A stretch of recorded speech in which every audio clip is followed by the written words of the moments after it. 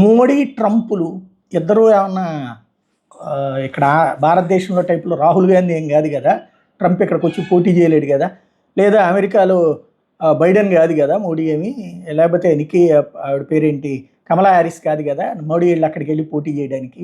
రాజకీయంగా వీళ్ళిద్దరి మధ్యన విభేదాలు ఏమంటాయి మోడీకి ట్రంప్కి? బేసిక్గా ఒకటి, తన దేశం నెంబర్ 1గా ఉండాలని అమెరికా కోరుకుంటుంది. ఆ దేశానికి ఎదురైన ఇంతకాలం పాటు బద్ధకంతో, అహంకారంతో, లేదంటే కనుక అభిజాత్యంతో వదిలేసినటువంటి రంగాలన్నింటినీ ఇప్పుడు అకస్మాత్తుగా తెచ్చేసుకోవాలనుకుంటుంది. 30-40 ఏళ్ల నుంచి ఓ రకంగా చెప్పాలంటే తినిగూర్చుంటున్నటువంటి దేశానికి ఇప్పుడు అర్జెంటుగా కావాల్సి వచ్చింది అన్ని సిస్టమ్స్ కూడా. ఎందుకయ్యా అంటే మ్యానుఫ్యాక్చరింగ్ సెక్టార్ అంతా చైనాకి పోయా, సర్వీసెస్ సెక్టార్ అంతా ఇండియాకి పోయా, ప్రపంచ దేశాలన్నీ తయారు చేసిన ఉత్పత్తులతో అక్కడ బతికేస్తుండే. అక్కడ ఏందయ్యా అంటే ఉద్యోగం లేదు, ఉపాధి లేదు. ఆ ఉన్న కాస్త ఉద్యోగాలు, కాస్త ఉపాధి అవకాశాలు ఇతర దేశాల నుంచి వచ్చిన వాళ్ళు పట్టుకుపోతున్నారు. ఎందుకయ్యా అంటే తక్కువ రేటుకు వచ్చి పనిచేస్తున్నారు. అక్కడోడేమో లగ్జూరియస్ లైఫ్ కావాలి కాదు, అక్కడ మినిమం బ్రతకాలంటే ఇక్కడోడు అక్కడికి వెళ్ళి బ్రతకడానికి గొప్పగా అనిపిస్తుంది. అక్కడోడికి అంతకంటే గొప్పగా బ్రతకాలనుకుంటే అసలు మామూలుగా బ్రతకడానికి కూడా కష్టం అవడం వల్లనే ఏడుపులు పెడబొబ్బలు నడిచినాయి. అదంతా ట్రంప్ తన దేశ ప్రజల కోసం చేస్తున్నాడు. అట్లాగే భారతదేశ ప్రజల కోసం నరేంద్ర మోడీ చేస్తాడు. భారతదేశ ప్రజలే ముఖ్యం అనుకుంటాడు. భారతదేశమే ఫస్ట్ కావాలన్నటువంటి సంకల్పంతో పరుగులు పెట్టిస్తున్నాడు. 12వ స్థానం నుంచి 3-4వ స్థానం దగ్గరికి భారతదేశ ఆర్థిక వ్యవస్థను తీసుకొచ్చినాడు. ఎవరి లెక్కలు వాళ్ళకి, ఎవరి దేశ ప్రయోజనం వాళ్ళు.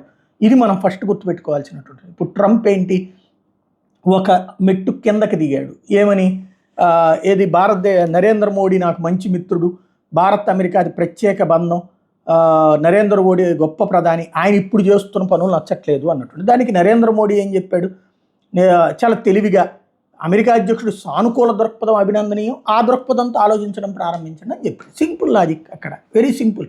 నువ్వు సానుకూలంగా ఆలోచించి మా దగ్గర నుంచి మంచి ఫలితాలు వస్తాయి. అలా కాకుండా మా మీద పెసిమిస్టిక్గా నువ్వు రష్యా యుద్ధాన్ని ఆపడానికి భారతదేశాన్ని వాడదాం, పుతిన్ని బెదిరించడానికి మోడీని వాడదాం అంటే వెరితనం. అది ఒక దేశపు యుద్ధాన్ని ఇంకొక దేశం ఆపగలుగుతుందా? పాకిస్తాన్ భారతదేశపు యుద్ధాన్ని అమెరికా ఆపగలిగిందా? ఈడ్చుకొట్టలేదా? మరి పహల్గామ్ ఇన్సిడెంట్ అయిన దగ్గర నుంచి భారత్ని మీరేళ్ళొద్దు అని చెప్పింది కదా అమెరికా. కొట్టిరాలేదు భారతదేశం. చివరికి నూర్ఖాన్ ఎయిర్ బేస్ దగ్గరికి అమెరికా తీసుకెళ్ళి ఇప్పుడు ప్యాచ్ వర్కులు చేసుకోవాల్సిన కర్మ పట్టిందంటే ఏంది? భారతదేశం కొట్టిన దెబ్బ కదా. కాబట్టి ఇవాళ ఉక్రెయిన్ వింటోందా అమెరికా మాట, రష్యా వింటోందా అమెరికా మాట, ఇరాన్ వింటోందా అమెరికా మాట, హమాస్ వింటోంది. చివరికి బచ్చాగాళ్ళు, హౌతీగాళ్ళు కూడా వింటలేదు వీళ్ళ మాట, హమాస్ తీవ్రవాదులు కూడా వింటలేదు వీళ్ళ మాట. అట్లాంటిది 145 కోట్ల జనాభా కలిగినటువంటి భారతదేశం అమెరికా మాటలు వినడానికి పెచ్చోళ్ళ? సరే, లేకపోతే రాహుల్ గాంధీ లాంటి దద్దమ్మలు ఉన్నారా, లేదంటే మన్మోహన్ సింగ్ లాంటి మౌనమునులు ఉన్నారా? ఇక్కడ ఉన్నటువంటి మొండోళ్ళు. కాబట్టి గుర్తుపెట్టుకోవాల్సినటువంటి అంశం ఏంటంటే భారత ప్రయోజనాలు ముఖ్యం. భారతదేశానికి భారత ప్రయోజనాలే ముఖ్యం, అమెరికాకి అమెరికా ప్రయోజనాలే ముఖ్యం. నీ ప్రయోజనం నెరవేరాలంటే నాతో స్నేహపూర్వకంగా ఉండు. నన్ను శత్రువులాగా చూస్తే నిన్ను శత్రువులాగానే చూస్తా. నీ శత్రువుకి నేను మిత్రుడు చేసుకుంటా. Simple logic. నువ్వు భారతదేశాన్ని ఇబ్బంది పెట్టడానికి పాకిస్తాన్ మిత్రుని చేసుకున్నావు, అమెరికాని ఇబ్బంది పెట్టడానికి నేను చైనాని మిత్రుని చేసుకున్నాను. సింపుల్ లాజిక్ అక్కడ. ఎవడి లెక్కలు వాళ్ళకుంటాయి. అంతర్జాతీయ ఈ జియో పాలిటిక్స్లో ఆధిపత్యపు ధోరణి, అహంకార ధోరణికి బానిసత్వం దాసోహం చేసేటటువంటి దరిద్రులు ఇంకా కొన్ని దేశాల్లో ఉన్నారు, మన దేశంలో కూడా కొంతమంది ఉన్నారు.